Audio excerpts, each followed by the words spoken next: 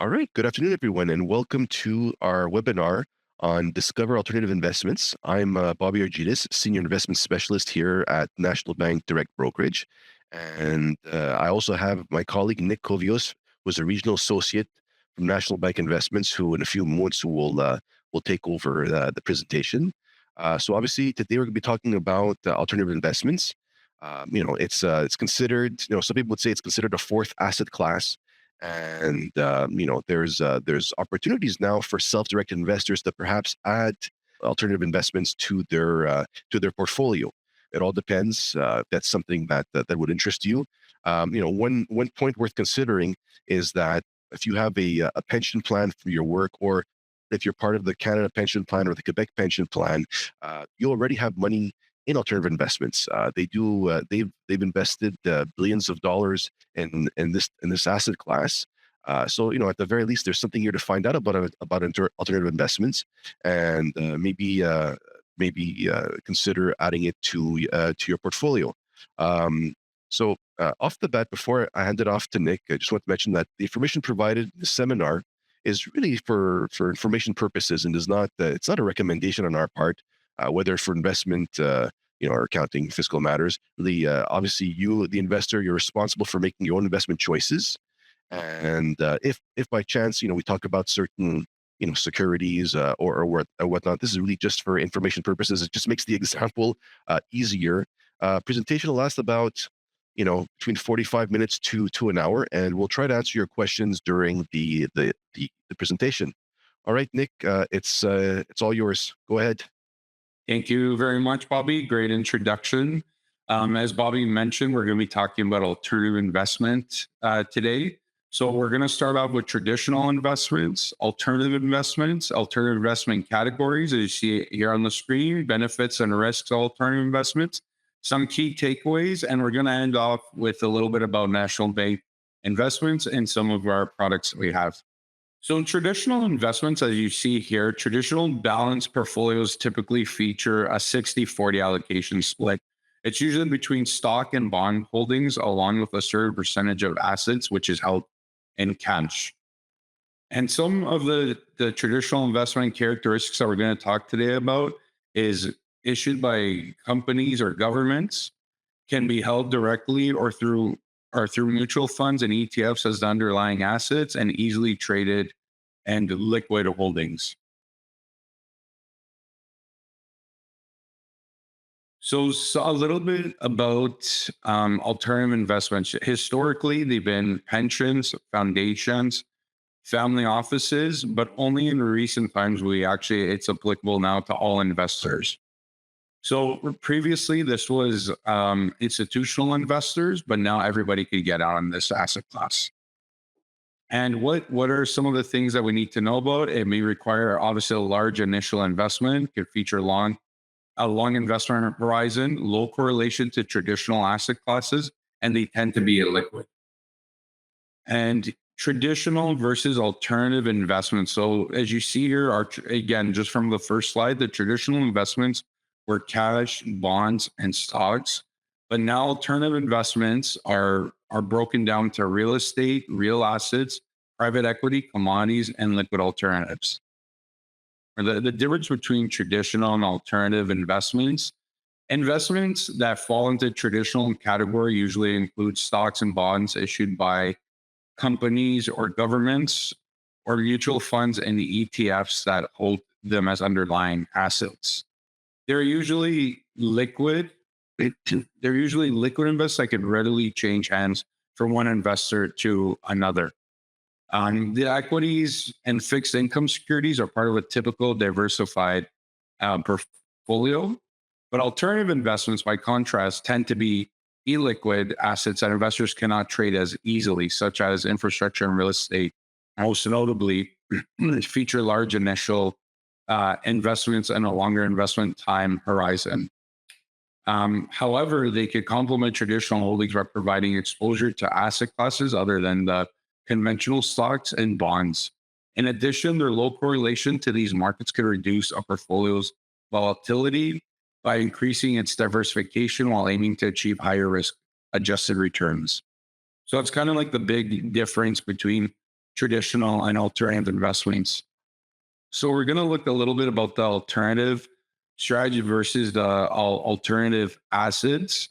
So usually investors could choose among numerous strategies within the liquid alternatives categories. Others well-known strategies such as this one. The first one is long and short, which seeks to profit from rising and falling share prices. We have global macro, which aims to capitalize on the macroeconomic and cyclical trends regardless of the market cycle. And then the last one, we have our market neutral, which aims to provide absolute returns no matter what direction the underlying market takes. And you see on the alternative um, asset side, we got commodities, energy, agriculture, metal, and then currencies. And then investments are either infrastructure, private debt, and equity, and real estate.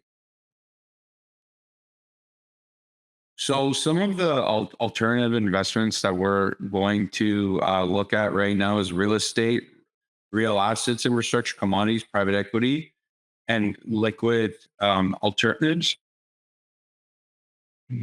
So on the real estate side, it's kind of a lot of people usually know this as alternative real estate investment trust REITs. It's mostly widely available investment products in the category. REIT units are traded on regulated exchange. REITs own a portfolio of real estate assets. They collect rental income passed down to unit holders after the deduction of expenses. So just to kind of talk a little bit about REITs, again, just to kind of recap that, REITs typically hold a portfolio of properties and have been around for many years. Investors could purchase these units through a regulated exchange. They collect rental income, which gets passed down to unit holders after deduction of all expenses. And this allows retail investors to participate in the residential, and apartment example would be an apartment building. Commercial industrial real estate industry by taking small stakes in large scale projects. Yeah, and just again, the examples of residential, commercial, and industrial. Next slide, please. Actually, Nick, I got a few questions that came in about REITs, but some of the participants are asking, how are we able to find them? If it's okay, I'll just take maybe a minute and show them on the platform where to get that information. And Yes. just to mention, so here it's been broken down into residential, commercial, and industrial, but in reality, within the Canadian REIT market, yes, there are certain quote unquote pure plays, which they'll only hold residential. So it could be houses, could be apartment buildings, and commercial could be office towers, could be strip malls, or industrial. But there's others, for example, that they dabble in all the different in these three different sectors. And for example, some REITs are, let's say, Toronto centric, while others are, for example, I don't know, Vancouver, Montreal, Toronto. Others are secondary markets. So there's really there's a lot of variety. There's a lot of choice within this sector. So if you're looking to to invest in this particular asset class, and you want to be specific, there's quite a bit of choice. But the important thing is that you'd have to obviously research it. So just give me 2 seconds. I'm just going to share my screen. All right, so we are now in the NBDB platform. For those of you who aren't clients of ours, this is what it looks like. I'm going to show you 2 spots where you can get information on REITs. One dead giveaway for a REIT is usually at the end when there's the symbol. It'll end with the .un. That's really and generally speaking, most of them have the word real estate investment trust or REIT in the company name. So let me start off by going to the markets heading, and I'm going to show you Trading Central. And one of the tools there is called Strategy Builder. So the purpose of Strategy Builder is I'm going to show you how to find a list of REITs. You will go onto the screening tool. We're here. And for the sake of our example, I'm just going to clear everything. And what I have here is criteria. So there's about between 50 and 60 different criteria. But just to give you an idea, I can go, for example, by sector and industry. So obviously, since we're looking at real estate, I don't need these other ones.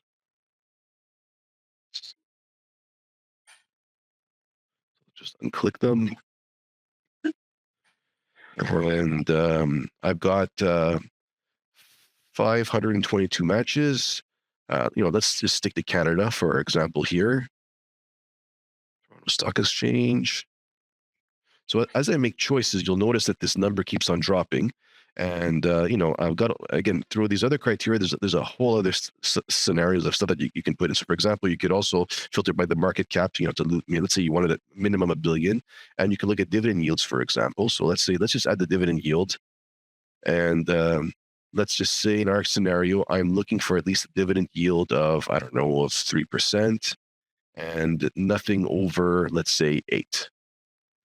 And here I have my matches. Again, you could add additional ones. And you'll see here, the word REIT. Here's the .un. So it does appear. So essentially, here you have your list. Let's say some of these are interesting. You'd like to find out a little bit more. Well, the next step is you can go to our research section and look under company coverage.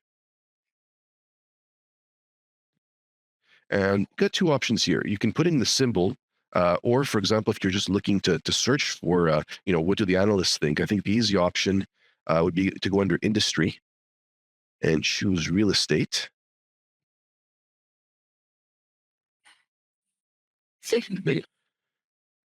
And we are looking for National Bank Financial.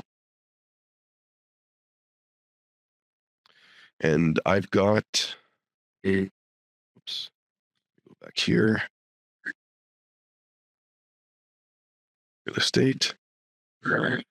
So I've got 28 companies that are covered by National Bank Financial. And again, broken down, I have the symbol, the name, the NBF rating. So some of them are sector perform, some of them are outperform. And if you'd like to see more on the research reports, you can just click on reports. So it's very straightforward if you're looking to add REITs to your portfolio.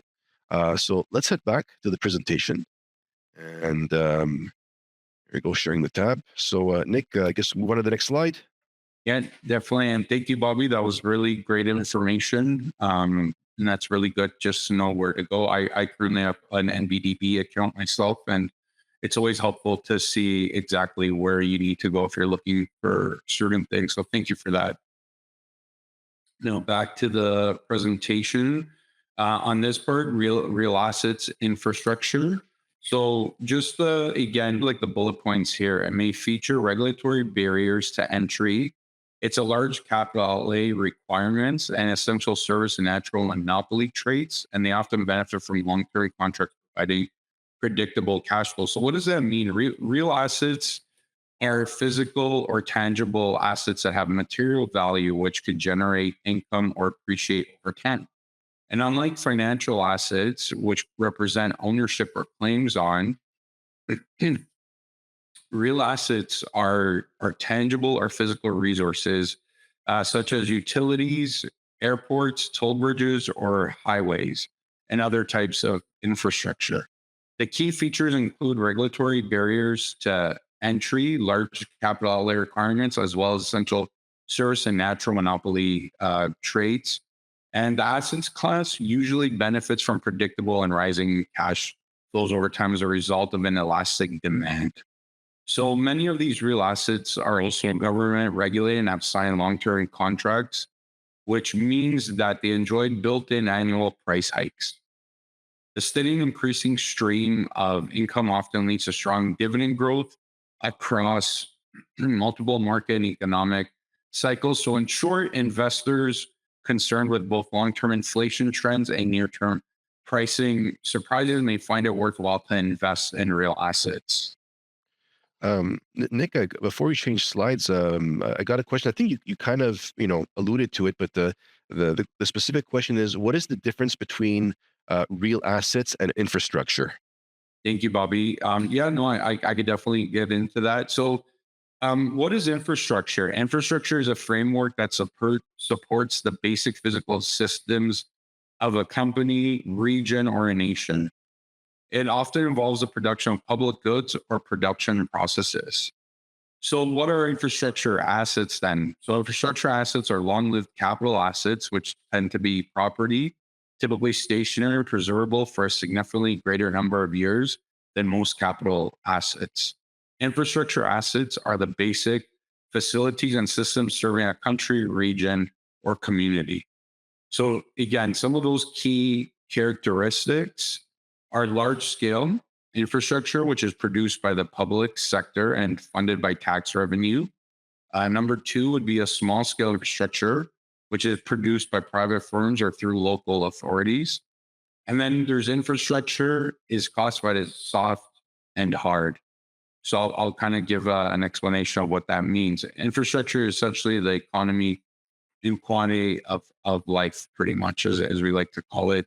And the two types of infrastructure, soft and hard. Soft infrastructure represents personal and institutions necessary to maintain an economy that delivers certain services to the population, while hard infrastructure is the physical system needed to run a modern industrialized nation. And some of those examples that we kind of went through would be roads, bridges, tunnels, drainage systems, water and sewer systems, dams, lighting systems, and then another one, buildings purely related to the system.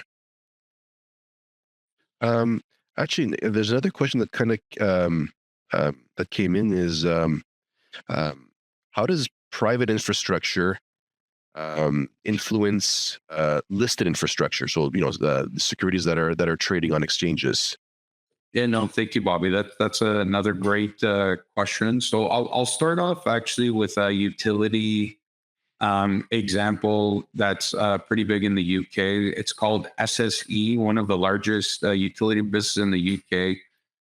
It's quickly transitioning itself into renewable powerhouse, and the government windfall tax for renewable generate generators came through much better.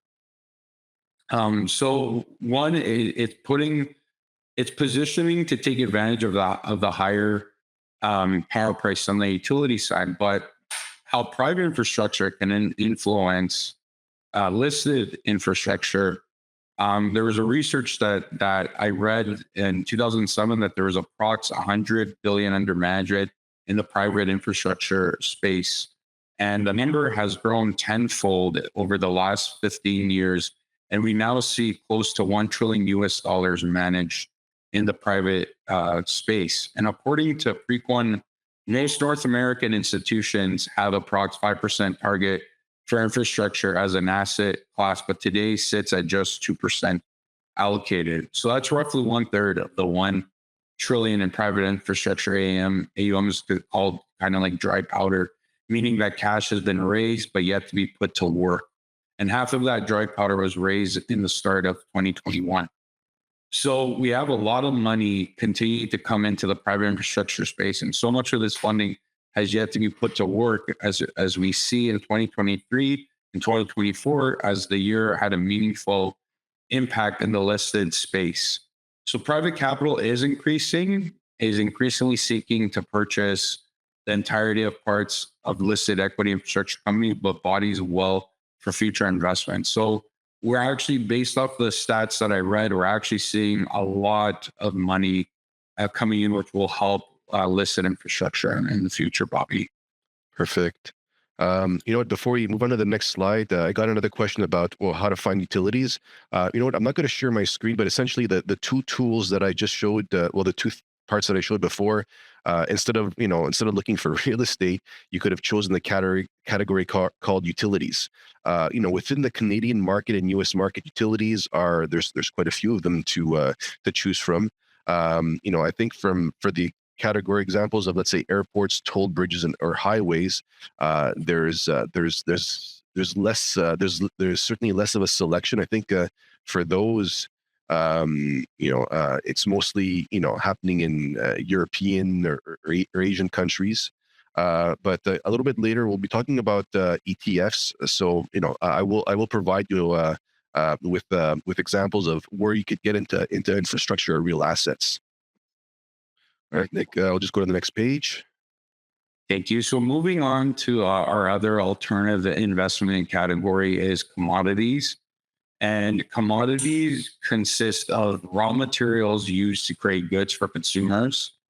They are traded in the form of base metals, gold, for example, gold, silver, copper, and agricultural wheat, corn, and soybeans, or energy products such as oil or natural gas. And some of them consider them akin for real assets since they react differently than stocks and bonds to the changing economic conditions. As the demand for the goods and services increases, so does the price of the commodities integrated into their production. In fact, the rise of commodity prices often trigger inflation. So, as you see here with commodities, contracts may present long or short positions, and it can be traded in the form of future contracts, regulated exchange, just kind of the examples I gave in the raw materials or used to create the good. And again, just kind of this slide is just kind of giving the examples of the base metals, agricultural product, and energy products that we discussed. Again, it's gold, silver, copper for the base metals. For agricultural products, it's wheat, corn, soybeans, etc. And for energy, it's usually crude oil, refined oil, and natural gas. Please move on. For the private equity, so private equity is the gateway to very exclusive investment opportunities. Not all companies choose to become publicly listed, and venture capital firms invest in these businesses because they often show a high potential for growth. And private entities aren't required to divulge anything about their strategy. They can increase their chances of outpacing rivals, and usually staying private relieves them of their reporting obligations and financial disclosure rules of incumbent upon listed companies. Therefore, I think to choose to postpone offering their shares to the public and remain private instead is not a bad idea, as you can see here with private equity companies. And again, just some examples of the private equity is the private stakes, private businesses, and private debt. So we finally move on to liquid alternatives, and that kind of means liquid alternative solutions are relatively new, obviously to the Canadian marketplace. They can employ leverage, they could short selling and derivatives, options, or future contracts to invest in underlying um, alternative assets and deploy sophisticated strategies that institutional investors could use to hedge fund industry, and they have used this for decades. So institutional investors have actually been doing this for a while, and now we're finally getting access to it on the retail side. And the term liquid refers to the ease with which investors can buy and sell shares of these investment vehicles, and it's often traded in the form of ETFs or mutual funds. Okay, and here's just a little bit of an example. On our end, we get so for mutual funds and ETFs, just so you kind of understand, it's daily liquidity, it's accessible, and it's transparent. But then when you add the alternative investments, you also get diversification, flexibility, and obviously these are sophisticated tools. So then you get liquid alternatives, and they become liquid, they're transparent, and you become very diversified. And these are just the five pillars of the liquid alternatives. And I could give examples on the next slide for each one. So what are some of the strategy examples you see here? A long short equity, a non-traditional bond, market neutral, managed futures, and multi alternatives. So I'll start with the first one. Obviously, it's pretty simple. The long short, it seeks to profit from rising and falling share prices. And then we move on to the non-traditional bond, and that usually means it's unconstrained, benchmark agnostic. Strategies allow for teams to access only their best ideas globally, flexible allocation across sectors, securities, geographies, and currencies, and duration. The duration management is between, I would say, -2 to 8 years. And then for market neutral, it's usually a low beta and the value less than one, means that the security is theoretically less volatile than the market, and they tend to move more slowly than the market averages. Managed futures is an alternative investment that has historically achieved strong performance in both up and down markets, which exhibits low correlation to traditional investments. And then multi alternative funds have been one of the fastest growing alternative category, according to Morningstar. Investors have sought multi alternative funds to gain access to a diversified set of alternative strategies in one fell swoop. You know what, Nick? I've got some questions coming in. I think I'd like to maybe just add a quick comment. For those of you who, for example, have never actually bought mutual funds or ETFs, just haven't thought about liquid alternatives. So a typical mutual fund or ETF has a certain mandate. So, for example, let's just keep it simple here. Large cap Canadian equity. So the portfolio manager, their job is to work within that constraint. So let's say, for example, small cap Canadian stocks are doing well. Uh, they wouldn't be allowed to go all in on small cap stocks, because they have to respect their mandate. Now they have a certain flexibility, obviously, but in general, you have to stay within your lane. Or let's say, for example, again, Canadian equities are so. While, for example, I don't know, let's say Japanese equities large cap Japanese equities are doing very well. Well, again, a large cap Canadian equity mutual fund or ETF wouldn't be permitted to go, and purchase, large cap Japanese, because again, it's outside of their mandate. So obviously, with the liquid alternatives, they have that flexibility. And this, I'm just keeping, this is a simple example, but really, it's just there's more flexibility involved for these managers using these strategies. I hope that kind of cleared up a little bit for you who are asking questions. Okay, right. I think I'll move on to the. Is that okay if I move on to the next one? Yes, please. So, just kind of the benefits of alternative investments, and just kind of why we're doing this presentation to kind of educate and help. But there's great benefits to why the retail side and clients like yourself should be looking at alternative investments.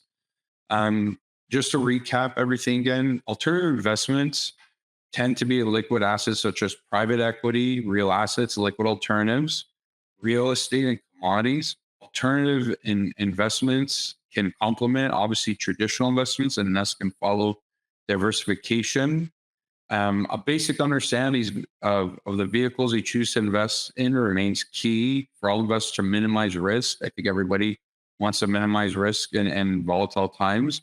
And it is possible to obtain alternative investments through its direct broker, which kind of Bobby has been kind enough to share with the NBDB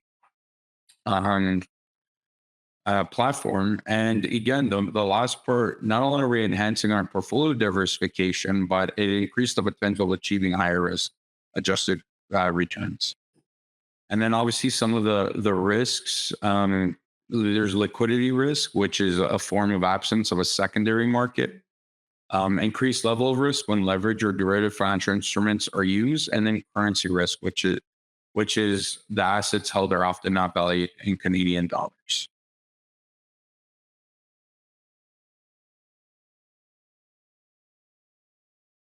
So again, some of the key takeaways that we kind of went through with this presentation.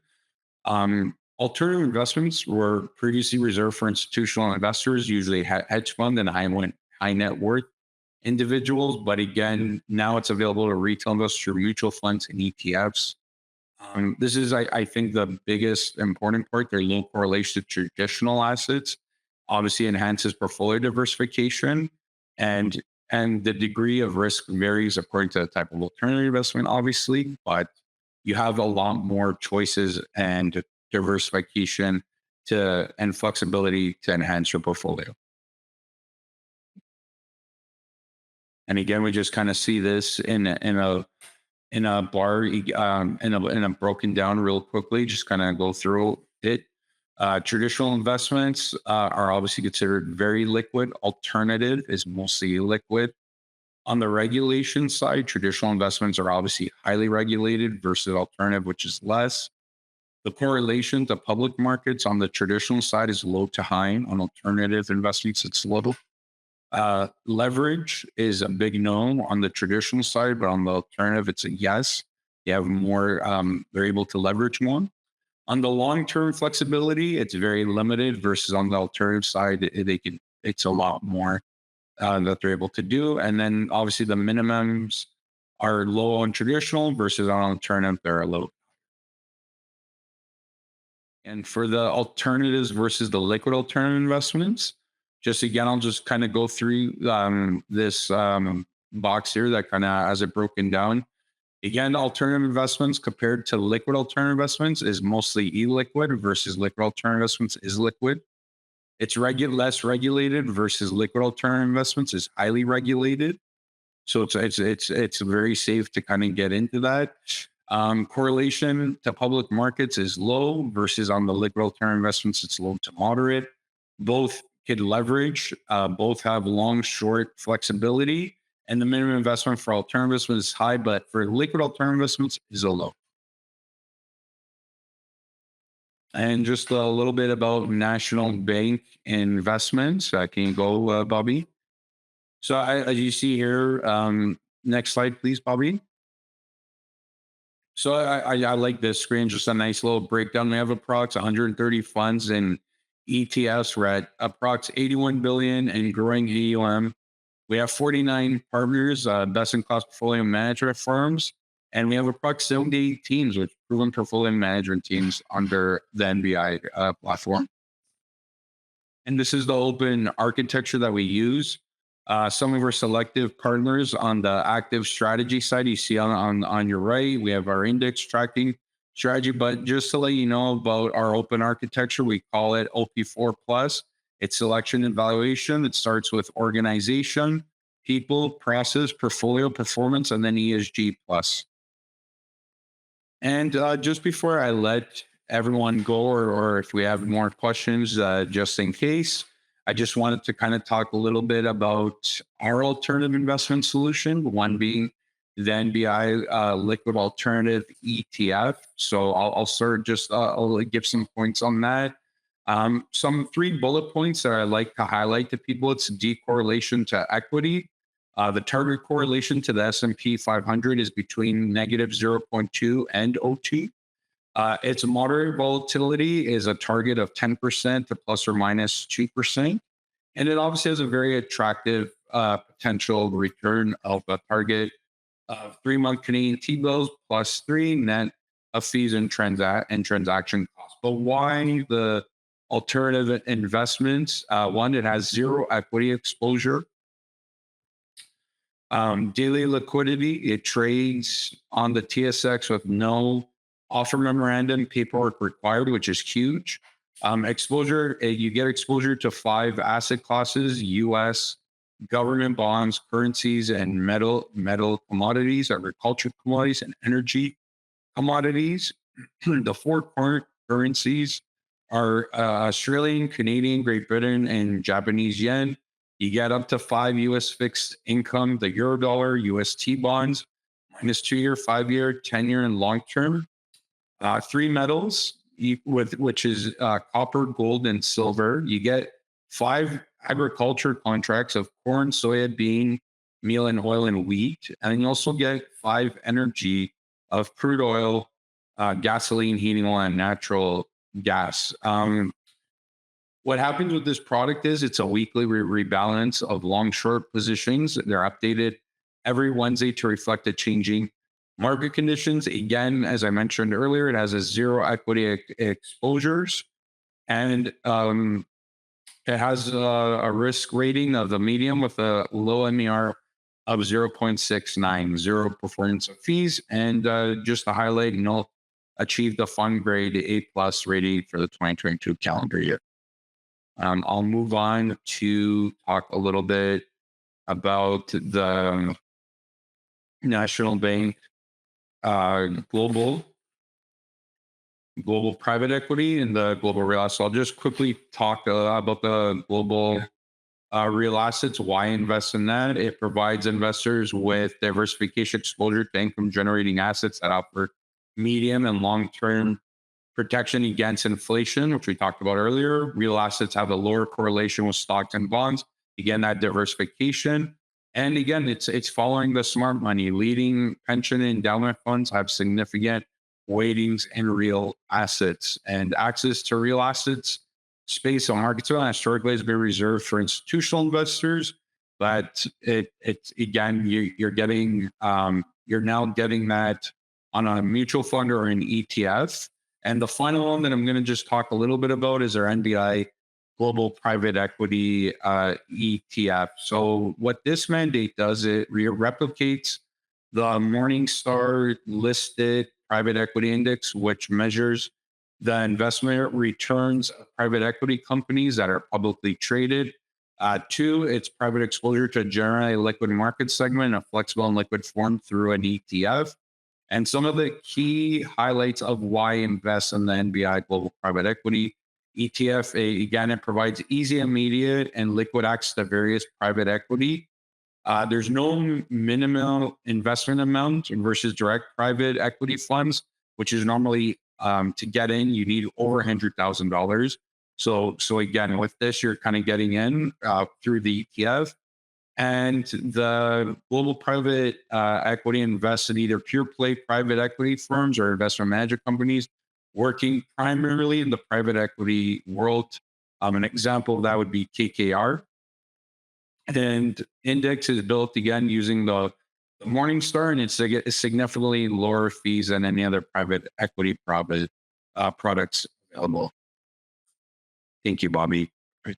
I have a question that came in about purchasing the ETF. So I'll answer in general, because this really applies to all ETFs that we offer here at National Bank Direct Brokerage. So if for those of you who aren't clients or who aren't aware, we don't charge any commissions for the buying and selling of ETFs and of stocks, as long as they're done online. So in reality, you can purchase one unit of the ETF, at zero commission. So again, obviously, if you have more assets, you can purchase more units, but the minimum would really be the purchase of one unit, right? So move on to the next slide. Is that okay, Nick? Yes, please. Again, just a little bit about National Bank. If you are interested in learning more and following the market trends, these are tools and resources that are very good that you can find online. We have our NBI publications, our investing guide. We have our marketing and economy insights through the CIO office. We have on YouTube our portfolio manager expertise, NBI podcasts, NBI videos. And finally, but not least, we have the financial trends and topics, NBI insights, and thought leaderships.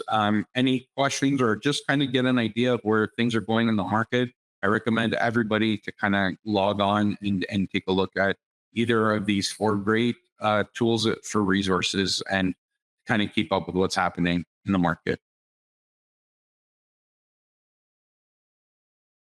And obviously that this concludes our presentation. If there's any questions, but please stay in touch. Again, our website is nbiinvestments.ca. You can follow NBI on LinkedIn and follow NBI on YouTube. Perfect, Nick. You know what? I'd like maybe spend another 2, maybe 3 minutes maximum. I want to show everyone where you can find a tool that can help you find ETFs on the NBDB platform. So we're heading back to an area that I think most of you are going to remember. We're going back to the markets, and we are going to choose ETF Center. So there's you can use the ETF screener. You can click on alternatives, for example, or commodities or currencies. So this is one of the ways. But I'm going to show you one where I just, on a personal note, I just prefer how the information is presented. So we're going to go and look at ETF research, and here we have a report from National Bank Financial. So it's called ETF Research and Strategy. So we'll just load that in there. So say hello to this tab. So specifically what we want to look at is this report that came out on April 9th. It's called Exchange Trade Funds Canada and US. So I'll just click on this. So what this report is basically it's a snapshot that was taken as of April 9th, and it basically takes all Canadian listed ETFs and all US listed ETFs, and they were put into different categories. And so, for example, let's say we want to look at the alternative space. So we're going to stick into the left hand side. I'm just going to scroll down the page. Won't be too long. And we have a category here under multi-asset called alternative investments or alternative investment. So here we can see, I don't know if you remember, but in the presentation, Nick had shown, how they're, the different categories. So here it's also broken down. So I've got here, I got credit focused ones. I've got equity focused ones. I've got market neutral. And last but not least, I have multi-strategy. So it's very straightforward. We have we have the symbol, the name of the company, the MER. Obviously, you can take these symbols, you can go see what the returns are, you can go visit the company's site to get the little more detailed explanations of what their strategy is, how it's applied. Because obviously multi-strategy, you need to know more than that. And I did have a question on infrastructure. Hold on a second. I believe I can find that for you in just a click or two. For infrastructure or real assets, we're going to click on thematic equity. And I'm going to just scroll down the page.